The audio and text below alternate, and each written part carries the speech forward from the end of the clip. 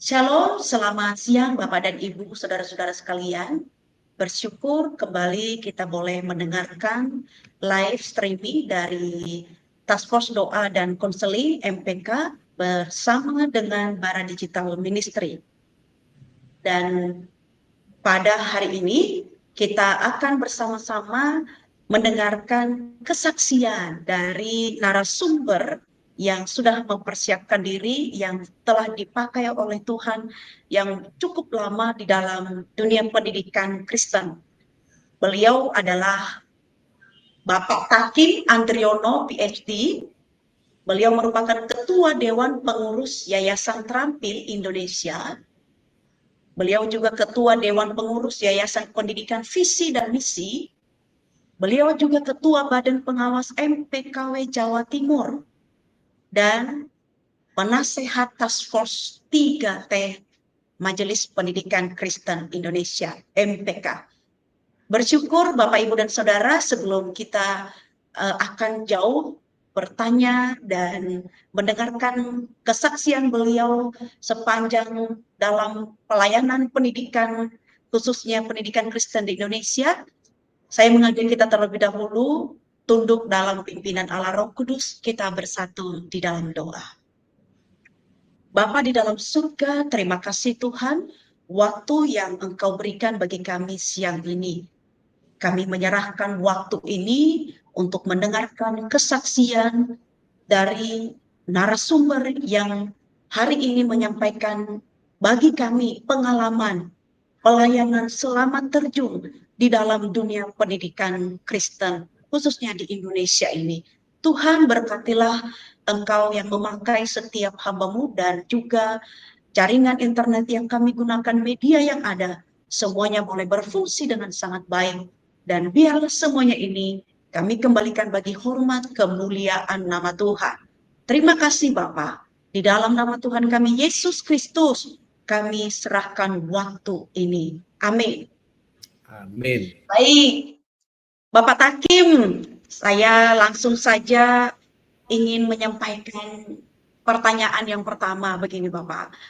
Apa yang melatar belakangi dan kapan Pak Takim tergerak atau terdorong hatinya untuk terjun dalam pelayanan, khususnya memberikan perhatian bagi pendidikan Kristen? Silakan Pak Takim. Baik Bu Ena. Jadi sejak di bangku sekolah dan kuliah, sebenarnya saya mempunyai passion untuk berbagi apa yang saya ketahui dengan teman-teman sekolah atau teman-teman sekuliah dulu. Kata orang sih, saya cukup jelas kalau menyampaikan suatu topik begitu ya, artinya ketika berbagi menjelaskan satu masalah, mereka itu sangat terbantu begitu. Jadi saya percaya pada talenta yang Tuhan berikan. Memang itu jadi sebuah passion untuk bisa berbagi atau mengajar gitu ya, termasuk mengajar adik-adik di bawah angkatan saya. Tetapi saya baru benar-benar terjun ke dunia pendidikan Kristen, khususnya K-12 ya, jadi PAUD sampai SMA, ketika saya menjadi dosen di Universitas Kristen Petra dan pada saat itu dipercaya juga untuk menjabat pada satu jabatan struktural gitu.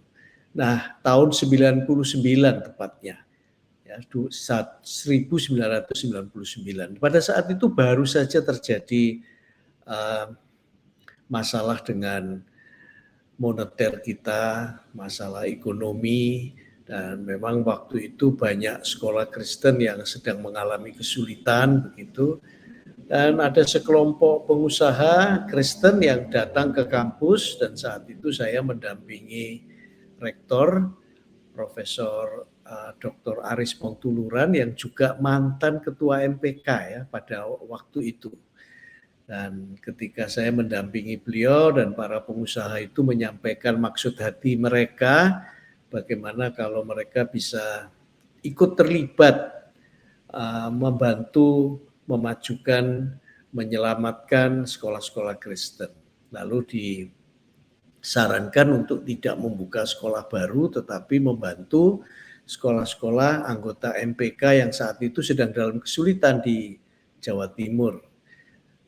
Kemudian saya waktu itu yang belum paham banyak soal pendidikan Kristen ya, khususnya di jenjang dasar menengah, ditugaskan untuk menjadi ketua yayasan yang mereka bentuk, yaitulah Yayasan Pendidikan Visi dan Misi. Nah, itulah mulai saya mengenal, walaupun pada waktu itu karena latar belakang saya teknik sipil, jadi ya kami membantu banyak di bidang fasilitas fisiknya ya. Jadi ada ruang kelas yang harus diperbaiki, genteng yang bocor dan sebagainya. Tapi berjalannya waktu kami menyadari bahwa itu tidak bisa hanya bantuan fisik. Yang jauh lebih penting adalah membangun manusianya. Nah, mulai dari saat itu kami terlibat pada bagaimana memperlengkapi pemimpin sekolah. Jadi kalau Yayasan Pendidikan Visi dan Misi saat ini ya sudah berapa ini 15 tahun lebih ya sejak 2009. Jadi mulai 99 sampai 2009 itu banyak membantu fisik walaupun ada juga training-training, tapi kemudian kami lebih fokus pada pelatihan calon pimpinan ataupun pemimpin sekolah sejak 2009. Nah, kami bekerja sama dengan Universitas Kristen Krida Wacana ya, di Jakarta itu ya, untuk menyelenggarakan program Magister Manajemen Persekolahan. Nah, kami beri nama programnya itu SLDP ya, School Leadership Development Program. Berjalan terus sampai sekarang dan di situ saya banyak belajar bersama teman-teman, juga dosen-dosen Ukrida untuk memperlengkapi para pemimpin sekolah. Itu awalnya saya terlibat di dunia pendidikan Kristen dan baru kemudian 2013 Yayasan Terampil Indonesia yang salah satunya juga MPK yang ikut mendirikan bersama PCI dan YPVM yang pendidikan visi misi itu untuk lebih fokus pada program-program yang nirgelar gitu ya, untuk guru, para pendidik, tapi juga tidak bisa lepas dari pengurus dan pemimpin tentunya, tapi ini yang non formal gitu. Begitu Bu Ena. Puji Tuhan, Pak Takim, luar biasa. Ini bukan waktu yang singkat, tetapi sangat luar biasa. Ternyata panggilan hati sudah sejak lama sekali sudah dikenal oleh Pak Takim dan akhirnya mewujud nyatakan terjun di dalam hingga sampai saat ini menjadi berkat bagi mempersiapkan para pemimpin-pemimpin yang handal. Puji Tuhan, Pak Takim. Mungkin dalam perjalanan pelayanan ini ada kesulitan atau tantangan terberat yang Bapak Takim pernah hadapi. Bagaimana Pak Takim melewati tantangan terberat itu? Pak Takim silakan. Ya, seperti halnya Tuhan Yesus Kristus mengatakan barang siapa yang ingin mengikut aku harus menyangkal dirinya ya, memikul salib. Jadi jelas memang tantangannya tidak mudah. Saya banyak belajar dari perjalanan ini. Salah satu tantangan yang berat itu adalah loneliness ya. Artinya ketika kita tidak dipahami oleh teman-teman, merasa kamu ini crazy ya melakukan ini semua begitu ya. Kemudian juga tidak dipahami kenapa memakai pendekatan-pendekatan tertentu, itu membuat seolah-olah berjalan sendiri. Tetapi saya semakin menyadari bahwa justru ketika merasa seperti itu, itulah kesempatan kita berjalan bersama Tuhan. Sehingga rasa akrab itu ya tidak serta-merta terjadi ya, karena ya pasti mengeluh, ngomel begitu. Tapi dengan perjalanan yang cukup panjang, saya cukup diasah. Itu yang pertama. Yang kedua, tantangan yang berat adalah ketika Yayasan Terampil Indonesia mengalami kesulitan keuangan pada saat itu. Kami melayani guru-guru yang belum S1 dan itu mandat dari Majelis Pendidikan Kristen ya. Namun karena sesuatu dan lain hal ada sponsor utama yang tidak bisa melanjutkan dan itu menyebabkan ada problem dengan beasiswa yang diberikan ke guru-guru ini. Dan itu berarti menunggak uang kuliah ke universitas terbuka, partner Terampil waktu itu. Ya, tapi puji Tuhan kembali menyaksikan Tuhan itu luar biasa, Tuhan itu baik, pada saatnya semua bisa teratasi. Dan itu sungguh meneguhkan iman percaya saya berjalan bersama Tuhan gitu ya. Saya teringat apa yang dikatakan oleh Hudson Taylor, misionaris yang cukup lama melayani di China. Kalau kita melakukan pekerjaan Tuhan dengan cara Tuhan, pasti Tuhan juga menyediakan segala sesuatu yang kita perlukan. Itu sih Bu. Puji Tuhan. Puji Tuhan Pak Takim, luar biasa. Saya rasa juga bahwa bukan hanya masalah keuangan saja yang menjadi permasalahan di setiap lembaga apapun, tapi ternyata tadi Bapak sempat menyebutkan ketika kita disalahpahami, itu juga merupakan masalah yang perlu dihadapi. Tapi puji Tuhan, semua Tuhan bisa menunjukkan dan jalannya yang tepat bagi Pak Takim khususnya, dan bisa melewatinya, menikmati kemurahan Tuhan selanjutnya. Puji Tuhan, Pak Takim. Selama dalam pelayanan ini, adakah hal yang paling menyentuh hati Bapak, khususnya dalam pelayanan bidang pendidikan Kristen konteks di Indonesia? Silakan Pak. Ya Bu Ena, problem yang sekaligus hal yang menyentuh gitu ya. Jadi problemnya itu adalah yang terkait dengan peserta yang mengikuti pelatihan, yaitu entah para guru atau para pemimpin sekolah. Nah, tampaknya belajar atau paling tidak mengikuti sesi-sesi pembelajaran atau pelatihan itu tampaknya hal yang ya normal-normal saja gitu ya, mestinya bisa cukup oke lah, bisa diikuti. Tetapi pertanyaan di balik itu, apakah semua yang kita bahas, yang dibagikan, yang materi yang dipakai untuk melengkapi mereka itu betul-betul diterapkan, ya, diuji cobakan dalam konteks mereka masing-masing. Itu pertanyaan besar. Kalau tidak, apakah yang kita lakukan itu sia-sia gitu ya? Itu selalu yang menggelitik kami semua, khususnya saya dalam hal ini. Nah, itulah sebabnya maka ketika kami mendengar kesaksian, testimoni-testimoni teman-teman yang sudah menyelesaikan program dengan mengatakan terjadi transformasi, perubahan di sekolah kami. Puji Tuhan, luar biasa. Tuhan baik. Nah, itu yang sangat menyenangkan gitu ya. Itu hasil konkretnya, buahnya manis seperti itu. Lebih-lebih kalau ada teman-teman yang pernah ikut belajar itu mendapatkan pengakuan, penghargaan baik di lingkup sekolah maupun di lingkup yang lebih luas.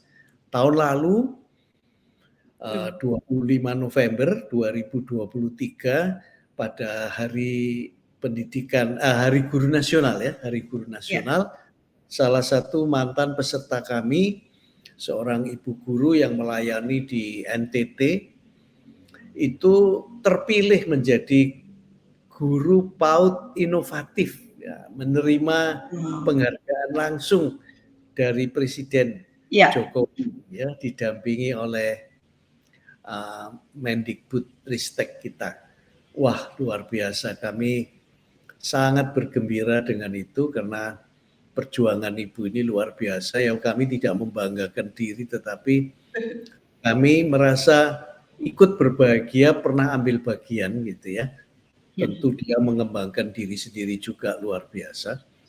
Tapi perjuangannya, ya, fasilitator kami yang ada di lokasi itu mengatakan untuk mengunjungi di musim hujan, sekolahnya itu harus melewati jalan yang berubah jadi sungai katanya gitu ya. Waduh. Tapi ya luar biasa. Jadi itu sangat menyentuh ketika tahu teman-teman yang ada di pelosok-pelosok itu berjuang, menerapkan, dan mengalami perubahan, baik dirinya maupun sekolah. Itu yang kami sungguh bersyukur. Suatu yang sangat menyenangkan melihat buah itu. Begitu Bu Ena. Puji Tuhan Pak Takim, luar biasa sekali ya.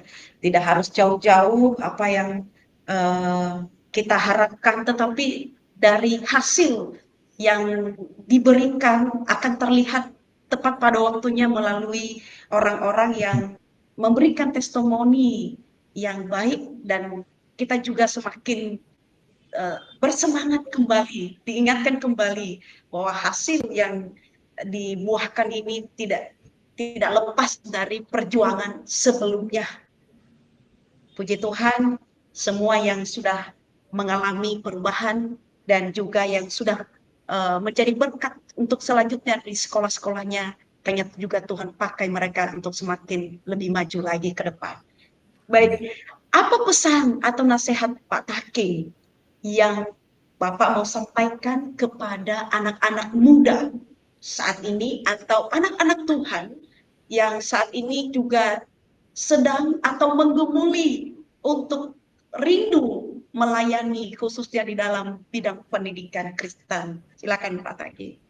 Ya, dari pengalaman selama sekian waktu ini saya berani mengatakan dan semakin yakin begitu ya, jika kita ingin melihat ada perubahan yang terjadi Ya. di sekitar kita, di negara kita, bahkan di dunia, maka pendidikan itu merupakan sebuah dalam tanda kutip alat yang atau komponen yang perlu diperjuangkan. Amin, Karena amin. justru melalui pendidikanlah anak seorang yang sangat sederhana hidupnya, mungkin petani, mungkin pekerja kasar sekalipun, tetapi itu bisa mengubah anak-anak mereka untuk bisa berkontribusi secara lebih besar daripada orang tua mereka ya, melalui apa yang mereka pelajari melalui proses pendidikan. Dan itu mengubah kehidupan masyarakat juga. Nah, jadi saya teringat Efesus 4 ayat 11 dan 12. Dikatakan oleh Rasul Paulus dalam suratnya itu bahwa Kristus itu salah satunya menyiapkan pengajar-pengajar. Ketika saya membaca ayat 11 itu saya sungguh terketuk gitu ya hati saya. Ternyata yang disebut itu selain dikatakan nabi-nabi, rasul-rasul, pemberita-pemberita Injil, tapi disebut pengajar, bukan profesi yang lain. Nah, pengajar ini merupakan hadiah dari Tuhan. Kalau hadiah itu pasti yang terbaik gitu ya. Dan tujuannya apa? Ayat 12 mengatakan begini, memperlengkapi orang-orang kudus. Nah, bagi saya itu adalah anak-anak yang dipercayakan kepada para pendidik, entah di sekolah Kristen ataupun di sekolah yang umum, tapi di tangan pendidik Kristen, maka anak-anak ini adalah orang-orang kudus, orang-orang yang dikhususkan untuk suatu rencana bagi Tuhan. Nah, untuk apa? Dikatakan untuk pekerjaan pelayanan, untuk pembangunan tubuh Kristus. Jadi anak-anak ini dipersiapkan bukan untuk diri mereka sendiri, ya betul, untuk memperbaiki ekonominya, memperbaiki ekonomi keluarganya, status sosialnya dan sebagainya, tetapi lebih dari itu, untuk melayani sesama, untuk menjadi berkat bagi banyak orang, begitu ya, dan untuk membangun tubuh Kristus.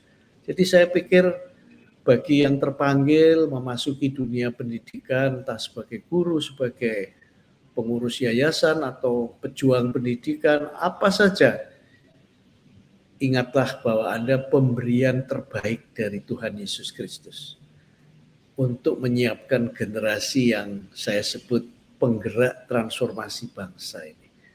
Mari sama-sama mengangkat hati dan jiwa kita bagi panggilan yang luar biasa ini. Kita siapkan diri kita memasuki ladang pelayanan Tuhan di bidang pendidikan, khususnya pendidikan Kristen, bagi kemuliaan namanya. Begitu Bu Ena. Puji Tuhan. Ada tadi pernyataan yang Bapak mengatakan bahwa pengajar itu adalah hadiah dari Tuhan, ya. Jadi Bapak Ibu yang mendengarkan siaran ini, saudara-saudara yang saat ini sedang sebagai seorang pengajar di sekolah, itu adalah hadiah yang Tuhan berikan kepada Bapak Ibu sekalian. Jadilah berkat dan di dalam merubah, mempersiapkan anak-anak untuk menjadi atau melengkapi tubuh Kristus. Puji Tuhan Pak Takim untuk nasihat kepada para pendidik atau para anak-anak muda atau anak-anak Tuhan yang rindu untuk mau melayani khususnya dalam dunia pendidikan. Terakhir Pak Takim dari perbincangan ini hari ini, silakan jikalau ada Pak Takim mau memberikan closing statement dan sekaligus nanti untuk menutup kita di dalam doa atas kelancaran live pada hari ini. Silakan Bapak. Baik, saya ingin menarik lebih luas. Sebenarnya setiap anak Tuhan, setiap murid Kristus itu dipanggil untuk mendidik, untuk mengajar. Karena kita mendapatkan amanat agung loh. Iya kan? Pergilah ke semua bangsa, itu kan di kemana-mana. Apapun sekarang dengan teknologi tentu lebih mudah. Dan kita perlu ingat, jadikanlah semua itu muridku, ajarkanlah segala sesuatu yang telah kuperintahkan kepadamu. Jadi ini bukan hanya kepada yang dipanggil untuk menjadi pendidik. Kita semua, karena apapun profesi panggilan kita, peran kita, ya, termasuk sebagai orang tua, gitu kan, kita dipanggil untuk mengajar, mengajarkan apa yang sudah Tuhan perintahkan kepada kita. Jadi menurut saya ini universal, menyeluruh pada setiap murid Kristus, setiap anak Tuhan. Yuk mari kita kerjakan baik-baik amanat Tuhan ini. Kalaupun misalnya Anda tidak langsung terjun ke dunia pendidikan, saya itu terbayang begini. Ya, misalnya ada orang yang sangat diberkati menjadi pengusaha misalnya. Tapi kalau kita ingat amanat agung itu, kalau kita tidak langsung melakukan terjun di dunia pengajaran, mendukung dunia pendidikan, dunia pengajaran, kenapa? Ya kan? MPK membutuhkan, lembaga-lembaga seperti Terampil, Visi Misi, semua ini untuk melayani, kami membutuhkan dukungan-dukungan itu. Kalau Anda pengusaha, ayo kerjakan bagian Anda, gitu kan. Kalau Anda seorang rohaniwan, yuk mari beri dukungan kepada anak-anak muda biar mereka menemukan panggilan Tuhan dalam diri mereka. Dan doa yang dipimpin oleh orang-orang yang memang Tuhan khususkan ya, dalam hal ini para pendeta, para pengerja di gereja, mendoakan anak-anak yang dipanggil Tuhan, yang juga ikut mendukung, itu akan luar biasa. Mari kita kerjakan bagian kita. Begitu Bu Ena. Puji Tuhan, Pak Takim, terima kasih banyak untuk closing statement pada hari ini dan semua pemaparannya yang sangat mengingatkan saya secara pribadi dan semua Bapak Ibu juga yang mendengarkan siaran ini, kiranya hati kita digugah kembali dan dibangkitkan spirit kembali, khususnya mau terlibat dan memenuhi amanat agung yang sudah Tuhan berikan kepada kita sebagai anak-anak Tuhan. Bapak Takim, silakan saya memberikan waktu untuk memimpin kita di dalam doa penutup acara ini. Mari kita berdoa. Allah Bapa Surgawi, kami bersyukur untuk kesempatan kami berbincang-bincang pada saat ini dan menggunakan teknologi yang tersedia. Kami berdoa untuk anak-anak-Mu, untuk murid-murid Kristus yang Engkau sentuh hatinya, yang Engkau panggil, apapun tugas panggilan mereka, baik yang langsung sebagai pendidik, pemimpin sekolah-sekolah Kristen, sebagai orang tua, sebagai rohaniwan, sebagai pengusaha, biarlah kami masing-masing dengan peran yang sudah Tuhan berikan, sesuai misi dan panggilan yang Tuhan siapkan.